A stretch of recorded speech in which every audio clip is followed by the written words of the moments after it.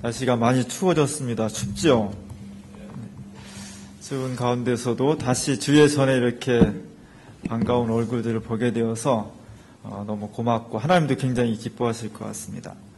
오늘 영상실 청년들이 처음으로 하는 거라 좀 틀리는 부분이 많이 있는데 사람 사는 게 좀 틀리는 게 있어야 돼요. 너무 다 맞으면 재미가 없어요. 열심히 격려해 주시고 오늘 기도하신 집사님도 우리가 미처 또 직접 경험하지 못한 것들 다시 한번 일깨워 주면서 우리 사회의 아픔과 고통을 같이 느낄 수 있어서 너무 고맙고 우리 성가대도 그리스도의 강림을 다시 한번 기다리고 축하하고 또 기뻐하는 그런 찬양이 우리 예배 시간을 통해서 함께 울려 퍼지게 된 것이 그 자체로 너무 고맙고 감사하고 그렇습니다. 오늘이 무슨 날인지 아세요? 잘 모르시죠? 예? 대림절 두 번째 주일. 딱 맞추셨습니다. 근데 오늘 제가 이 기회에 온 지 딱 1년 되는 날입니다. 제가 2013년 12월 첫째 주일날 제가 부임을 해서 여러분과 함께 예배를 드렸습니다. 제가 사실 수원에서 한 10여 년 목회를 했고요. 그 다음에 기장총회 본부에서 우리 총회적인 일을 했고 또 한국기독교교회협의라는 곳에 가서 또 한 3년 정도 한국교회 전체를 한번 바라볼 수 있는 그런 기회를 얻었고 그리고 정말 뜻하지 않게 주민교회에 와서 목회를 하게 되었습니다. 어떻게 해서 왔는지 내가 잘 모르겠어요. 어떻게 하다 보니까 왔는데 지난 1년간을 이렇게 돌아다 보면 하나님께 참 감사하다 그런 생각이 저절로 듭니다. 우리 권사님들이 저를 많이 사랑해 주셨고 또 우리 장로님께서 저를 많이 지지해 주셨고 또 제가 여러 가지 부족한 점이 있음에도 불구하고 양해하면서 그렇게 1년을 지냈습니다. 제가 처음 올 때는 성가대가 이렇게 앉아 저랑 삐딱하게 앉아 있었습니다. 이제 바로 앉아서 예배를 드리고 1년 전에 비해서 이런저런 사소한 것들이 좀 변한 것도 있고요. 아쉬운 점도 많이 있습니다. 제가 청년들하고 청장년들하고 조금 더 그리스도 안에서 적극적인 교제와 또 신앙과 삶을 함께 나눌 수 있는 그래서 우리 교회가 조금 더 젊은 세대들에 의해서 추동되고 미래를 전망하고 새롭게 만들어가는 그런 역동성이 좀 있었으면 좋았을 텐데 제가 그런 부분을 잘 하지 못해서 굉장히 아쉽고 청년과 청장년들한테는 좀 미안한 마음이 있습니다. 오늘 예수님께서 세례 요한에 대해서 말씀을 해주셨습니다. 세례 요한은 신약 성경 안에서 좀 뜨거운 감자 같은 그런 분이에요. 사실 세례 요한은 예수님보다 먼저 출가했습니다.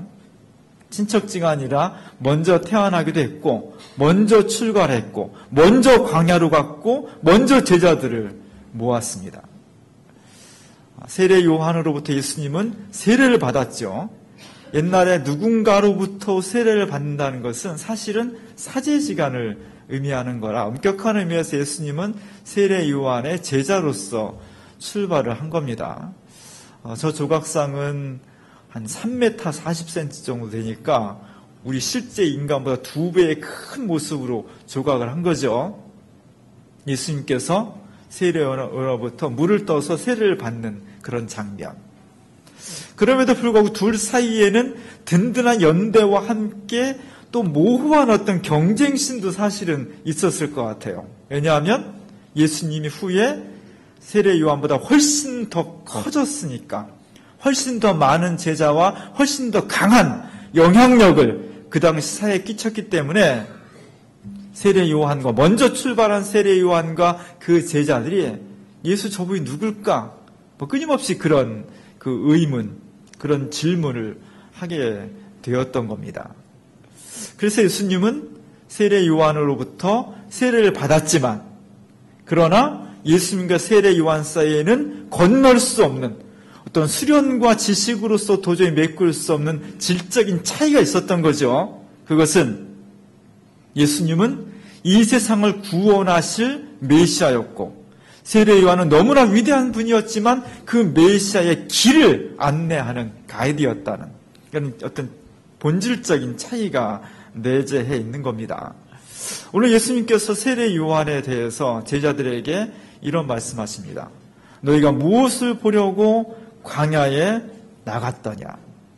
정말 너희가 뭘 보고 싶은 거니? 사실 세례 요한이 있었던 곳은 편안한 그런 평야지대나 우리로 하면 좋은 실내 공간, 맛있는 음식이 잘 차려져 있고 그런 셈이나 뭐 이런 곳이 아니었다는 거죠. 광야는 낮에는 무지하게 덥고 밤에는 무지하게 추운, 물도 별로 없고 먹을 것도 별로 없는, 그 대신 독사, 전갈, 맹수 뭐 이런 고통이 있는 곳입니다. 그런 곳에서 사람들이 그 고난을 헤치고 온 이유가 뭐냐? 사람은 편안하고 즐겁고 이익이 있고 이런 곳에는 가지 말라고 해도 가지만 재미도 없고, 그렇다고 세례 요한이 뭐 따뜻하게 맞아주면서 그를 끌어안아주고 용기를 주고 그런 것이 아니라 오는 사람마다 어떻게 보면 막 욕을 해댔거든요. 정신 차리라고. 강한 어조로 설파했거든요. 그럼에도 불구하고 그 고난길을 헤치고 광야로 사람들이 꾸역꾸역 모여드는 이유가 뭐냐? 뭘 보고 싶어서 다시 한번 제자들에게 세례 요한의 정체성과 그들이 추구하는 바가 무엇이냐를 던지는 거예요. 너희가 광야에서 흔들리는 갈대를 보러 왔느냐? 갈대. 갈대는 바람에 많이 흔들리죠. 갈대는 주로 물가에 있습니다. 물가에. 저 갈대가 바람이 불면 이렇게 흔들리고 저렇게 불면 저렇게 흔들리죠. 그래서 한때 여자의 마음은 갈대와 같다고 남자들이 그렇게 붙였어요. 지금 그렇게 얘기했다고 혼나요. 절대로 여자들이 그렇지 않습니다. 오히려 남자가 갈대처럼 흔들리는 경우가 많아요. 갈대는 시류에 따라서 흔들려 버리는. 윤동주의 시에 또 다른 고향이라는 시가 있어요. 거기에 보면 지주 높은 개는 밤을 새워 짖는다. 그런 표현이 있습니다. 밤을 새워 어둠을 짖는다. 사실 윤동주는 굉장히 똑똑하고 감수성 있는 청년이었는데 자기의 꿈과 인생을 펼칠 수가 없었습니다. 윤동주뿐만 아니라 1920년대, 30년대 우리의 수많은 우리의 선배들, 우리 할아버지, 할머니들은 정상적인 삶을 살고 싶었지만 그렇게 할 수가 없었어요. 왜? 일본 제국주의라는 거대한 틀 안에서 그 제국주의가 이렇게 불면 그렇게 따라갈 수밖에 없고 이렇게 하면 저렇게 따라갈 수밖에 없는 갈대와 같은 삶을 살 수밖에 없었던 겁니다. 그 슬픔, 그 아픔, 그 고통을 감수성이 예민한 윤동주라는 청년은 개도, 저렇게 천박한 개도 밤을 새워서 자기의 목소리를 낼 수 있는데 도대체 나는 뭐냐? 이 시대를 살아가는 조선의 젊은 청년이라는 것은 무엇이냐? 하는 그런 한탄을 한 거죠. 이 상황이 똑같은 겁니다. 예수님도 세례 요한도 그 당시 정말 뜻을 가지고 있던 젊은이들일수록 그런 한탄이 안 나올 수가 없는 거예요. 로마라는 거대한 제국의 그늘 아래서 인생과 역사를 내 뜻대로 사는 것이 아니라 로마가 이렇게 불면 이렇게 흘러가고 저렇게 불면 저렇게 흘러갈 수밖에 없는, 그렇게 살지 않으면 목숨을 내놔야 되는, 사실은 굉장히 고단한 삶의 현장이었던 겁니다. 그렇게 수많은 사람들이 바람에 따라 사는데 너희도 정말 그것을 보고 싶어서 세례 요한을 찾은 것이냐? 이렇게 물어본 거죠.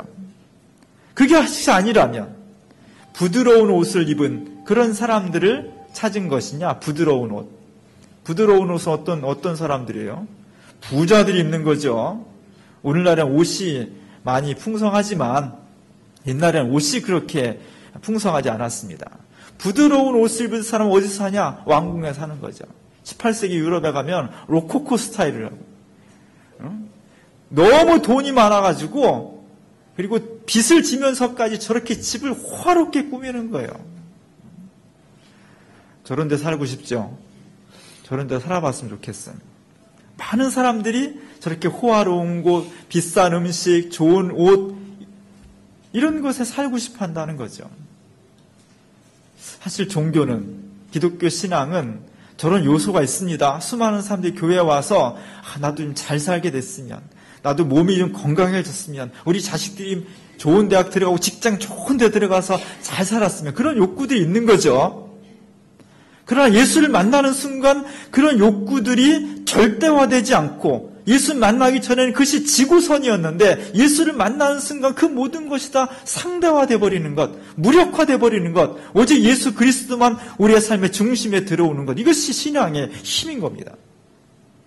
사람들이, 대부분의 많은 사람들이 갈대처럼 이리 휘둘리고 저리 휘둘리고, 또 더 많은 사람들이 자신의 이익과 쾌락을 따라서 호화로운 삶, 부귀영화를 추구하는 그런 삶을 살아가는데, 너희는 그 중에서 무엇을 보려고 이 험난한 광야로 왔더냐라고 다시 한번 예수님이 물어보는 거예요. 그것은 선지자를 보는 것이었다.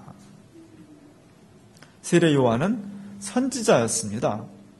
오늘 제가 주보에 살로메라는, 오스카 와일드가 지은 살로메라는 1892년에 오스카 와일드가 살로메라는 희곡을 썼어요.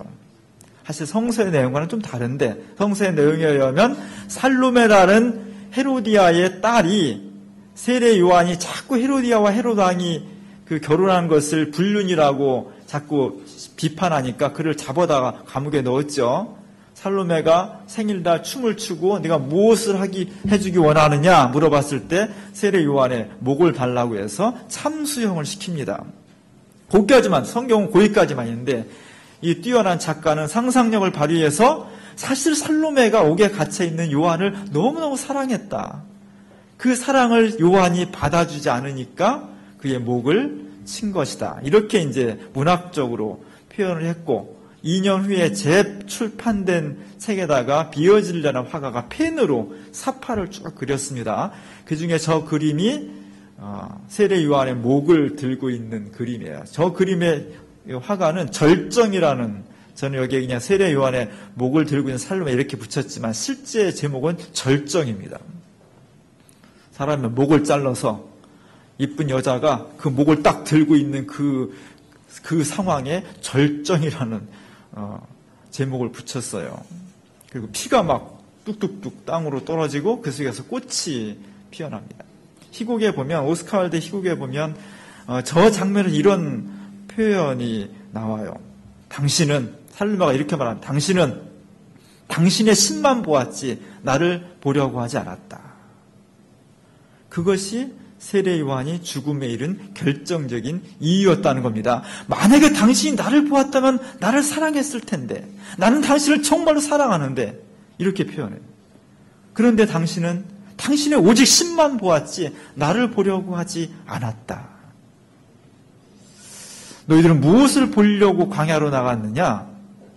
바람에 일렁이는 갈대냐? 부드러운 옷을 입고 호화스럽게 정말 풍요롭게 사는 그런 사람들이냐? 그런 사람들은 왕궁으로 가거라. 너희가 정말 이 험난한 길을 뚫고 광야로 나온 것은 예언자를 보기 위해서 온 것이다. 제가 1년 전 12월 첫 주에 부임 설교하면서 제가 예언자를 보여드렸습니다. 하박국이라는 예언자를 보여드렸습니다. 기억나십니까? 하박국은 구약시대의 유명한 예언자인데 저 조각상이 거의 2m에 가까워요. 정말 깡마른 예언자. 그의 얼굴을 보면 핏대가 딱 서 있죠. 승질 아주 개팍하게 생겼습니다. 반자눈이가 쑥 들어가고 핏줄이 서 있고, 저 눈은 절대로 타협할 것 같지 않은 그런 눈. 그 눈으로 지금 수많은 사람들을 500년 이상 동안 지켜보고 있는 거죠. 예언자는 바로 저런 사람들입니다. 절대로 타협할 것 같지 않은, 절대로 세상의 시류와 바람에 흔들리지도 않고 세상의 부귀영화와도 타협할 것 같지 않은 절대성을 가지고 있는 저 꼿꼿함. 저것이 어떻게 가능하냐? 예언자는 오직 신만을 바라보는, 살로메가 그렇게 세례 요한에게 구애했음에도 불구하고 전혀 흔들리지 않는, 그것은 바로 당신이 오직 당신의 신만을 보았기 때문이라는 고백이 거기에 연결되는 겁니다. 예언자란 타협하지 않고 오직 하나님만을 바라보는 사람. 사실은 너희가 보고 싶은 것이 그것인 것이 아니냐. 이렇게 예수님께서 제자들에게 다시 물어본 것입니다. 오늘 우리는 매주마다 교회 나오면서 이런 질문들을 스스로에게 끊임없이 해야 됩니다. 나는 왜 교회를 나올까? 안 나오면 목사님이 전화하고 왜 안 나오냐고 하고 주변에서 그냥 권사님들 집사님들이 빨리 나오라고 하고 이래서 나오는 걸까? 나는 정말 교회를 왜 나오지? 이런 질문들을 끊임없이 해야 돼요. 저도 1주년을 맞이하면서 부임 1주년이 되면서 다시 한번 질문합니다. 그 사진 기억나십니까? 제가 1주년 취임식을 하면서 제가 노회와 또 여러분들 앞에서 선서를 하는 겁니다. 선서. 나는 뭘 선서를 했을까? 사실 예식문에 다 나오는 문구인데 지금은 잘 기억이 안 나요. 뭘 선서했는지 잘 기억이 안 나요. 내가 하나님 앞과 우리 교회 공동체 앞에서 뭘 선서한 거지? 뭘 약속한 거지? 내가 여기에 왜 온 거지? 사실 그런 물음들을 계속 하게 됩니다. 사실 말하면 지난 1년 동안은 저에게 사실 힘겨운 날들이었습니다.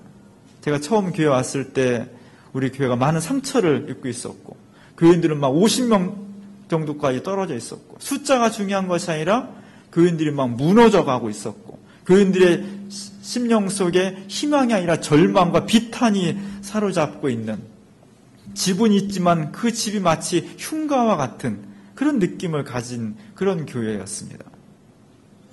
그런 교회에 내가 무슨 마음으로 왔을까?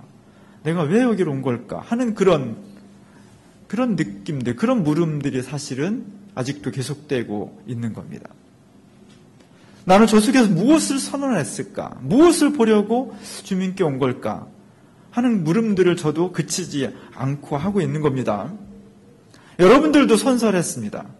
여러분들도 교회 안에서 저를 교회와 하나님 앞에서 이 사람을 담임 목사로 청빙을 하겠습니다. 저는 참 궁금합니다.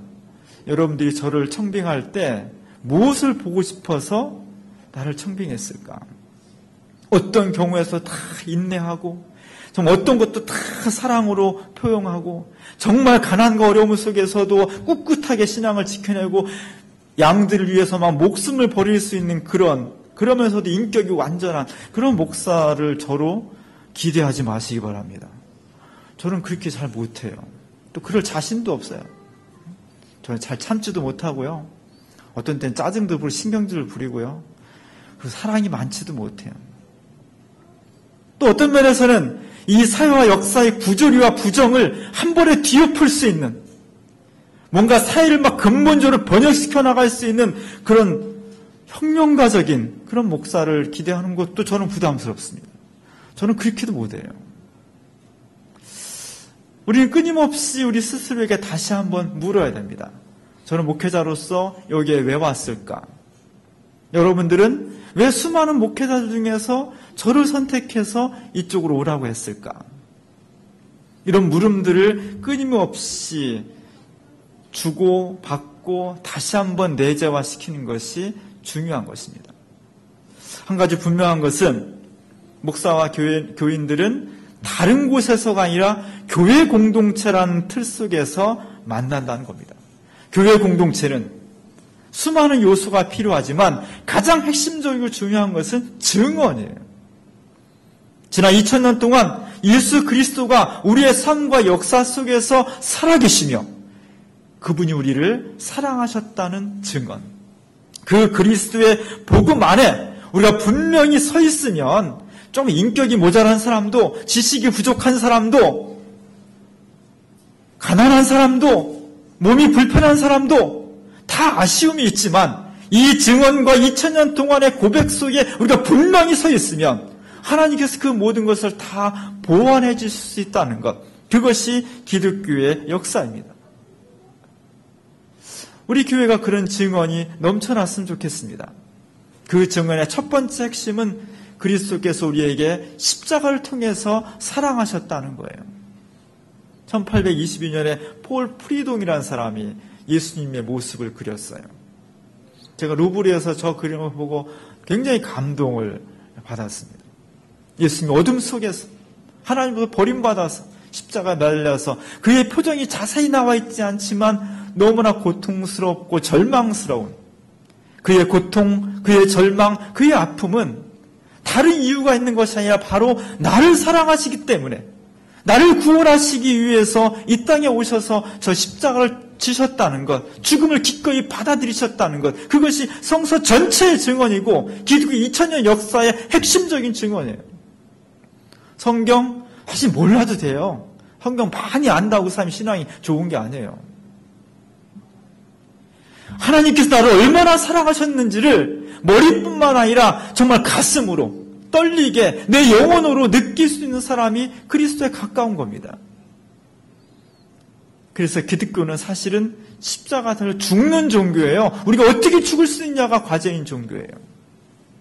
동시에 그리스도의 복음은 저렇게 십자가의 죽음으로서만 끝나는 것이 아니라 그 죽음을 넘어서서 부활한다는 것.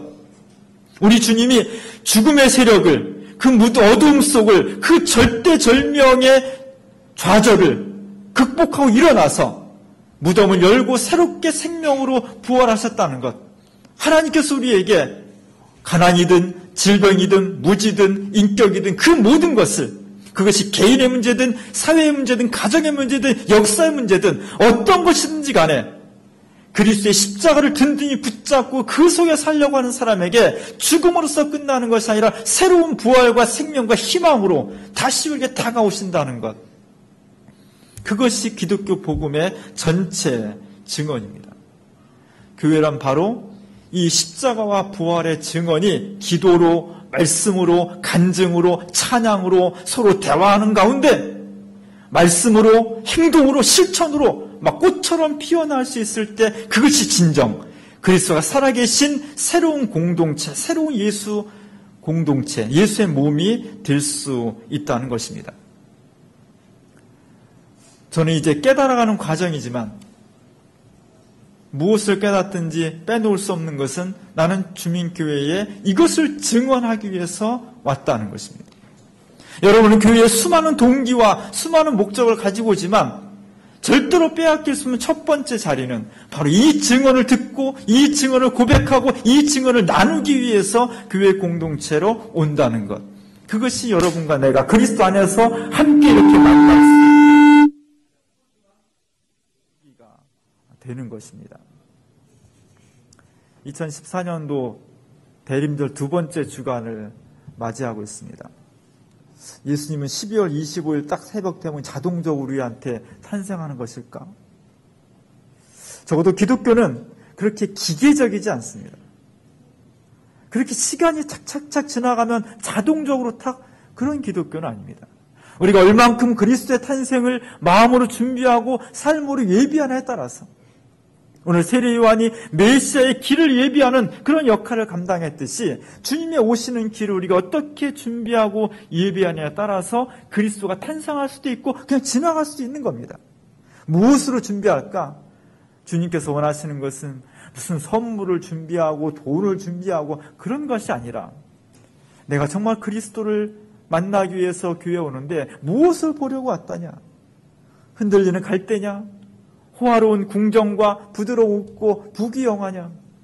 우리에게 끊임없이 그런 유혹이 다가오지만 그럼에도 불구하고 내가 주님 앞에 나오는 것은 우리 주님이 십자가에서 죽으면서까지 나를 사랑하셨고 그 절대절명의 실패와 죽음 가운데서 다시 그를 생명으로 불러일으켜 세우신 그 하나님이 지금도 살아계시며 우리 가운데 역사하신다는 것을 함께 고백하고 증언하고 나눌 수 있다는 것. 나는 그것을 찾기 위해서 왔고 내가 죽을 때까지 그것을 찾겠습니다라는 결단, 그 속에 평화의 왕이요 구원의 왕이신 예수 그리스도가 우리 가운데 탄생하실 수가 있는 겁니다. 대림절 두 번째 주간을 맞이하면서 나는 무엇을 찾기 위해서 이곳에 오는가? 내가 오직 주님만을 찾습니다. 주님의 십자가와 부활만을 추구합니다. 이 고백이 우리 속에서 깊은 곳에서부터 우러나와서 바로 그 고백의 길을 따라서 우리 주님이 정말 이번 성탄절에 내 삶 속에 우리의 가정 속에 이 어둡고 힘든 우리의 역사와 현실 속에 탄생할 수 있는 그런 거룩한 성탄절이 될 수 있기를 주님의 이름으로 간절히 축원합니다. 기도하겠습니다. 은혜로우신 하나님, 우리가 무엇을 보기 위해서 이곳에 오는 겁니까? 오늘 주님께서 물으셨듯이 우리의 삶에 다하는 그 순간까지 이 물음을 그치지 않게 하시옵소서. 끊임없이 세상은 바람에 이는 갈대처럼 또는 부드러운 옷을 입고 부귀영화를 누리는 사람처럼 그것을 위해서 교회에 오는 것이 옳다고 유혹하지만 우리는 광야를 넘어 세례 요한과 또 그의 인도하시는 예수 그리스도를 찾는 것은 그분의 십자가와 부활을 통해서 우리가 구원에 이를 수 있고 그분의 십자가와 부활이 오늘 내 삶과 역사 속에서 이루어진다는 것을 고백하기 때문입니다. 이 고백, 이 신앙, 이 증언이 오늘 우리가 몸담고 있는 이 주민교회를 통해서 깊이 있게 울려나오게 하시고 이 주민교회의 증언을 통해서 우리 사회 역사를 새롭게 변화시켜 나갈 수 있는 놀라운 은총을 우리 가운데 임하여 주시옵소서. 예수님의 이름으로 간절히 기도합니다.